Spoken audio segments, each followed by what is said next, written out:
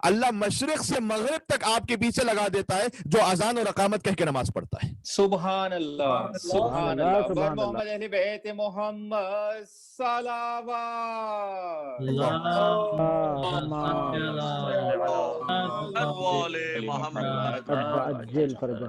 گویا اذان اور اقامت کی برکت سے ہم اور آپ فرشتوں کے امام جماعت بن جاتے ہیں. سبحان اللہ. آپ سوچئے کہ ویسے کتنا سخت کام ہے، امام جماعت کے لیے کتنی شرائط ہے، اور اگر کسی ویسے مومن سے کہا جائے تو کہے گا نہیں میں اس کا قابل نہیں ہوں، میں اس کا اہل نہیں ہوں. نماز جماعت کے لیے اس کی باقی تمام شرائط اپنے مقام پر، لیکن اذان اور اقامت آپ دے دیجئے، اللہ مشرق سے مغرب تک فرشتوں کی 2 صفیں آپ کے پیچھے کھڑی کر دے گا.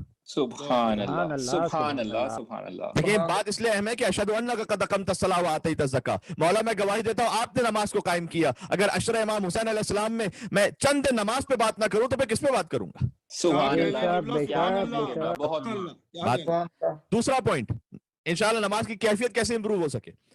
بہت مختصر باتیں عرض کروں گا، یہ اس لیے کہ اگر عارفین کی نماز ہو، اہل یقین کی نماز ہو، جس تک میں بھی اب تک نہیں پہنچ سکا، تو وہ تو پھر بہت لمبے آداب نہیں، میں پریکٹیکل آپ کو سامنے سٹیپس بتا رہا ہوں. اذان اقامت پہلی بات. دوسرا پوائنٹ، نماز کی جو آخری رکعت ہوگی، فجر کی اگر ہے تو دوسری رکعت، مغرب کی تیسری رکعت، ظہر عصر عشاء کی ہے تو چوتھی رکعت. جو نماز کی آخری رکعت کا رکوع ہے، ہو سکے تو اس رکوع کو ایسے انجام دیجئے سبحان ربی العظیم وبحمدہ اللہم صلی علی محمد وآل محمد، یہاں تک تو آپ ویسے پڑھتے وَعَجِّلْ فَرَجَهُمْ کا اضافہ کر دیجئے.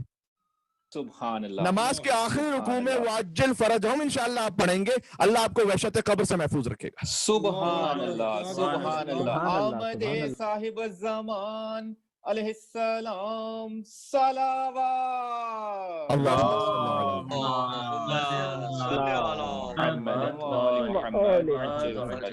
پہنچ رہی ہے.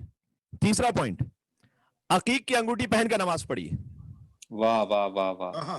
یہ کوئی مشکل کام ہم نے بتایا؟ سبحان اللہ. فقط عقیق کی انگوٹھی پہن کر نماز پڑھیے، 1 رکعت 1000 رکعت کے برابر ہو جائے گی. سبحان اللہ. کیا احادیث سنا رہا ہوں آپ کی خدمت میں، جو ون لائنر آپ کو سنا رہا ہوں. واہ.